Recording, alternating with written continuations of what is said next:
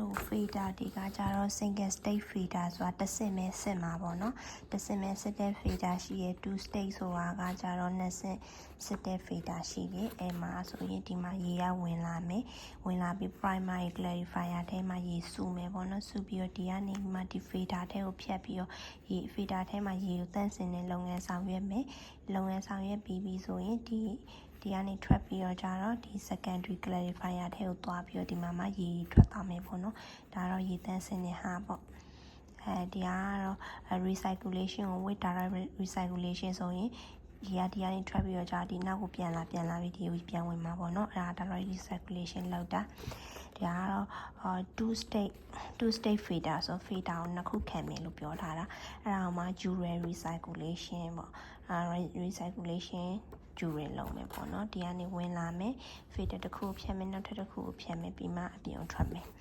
ဒီမှာဆိုရင်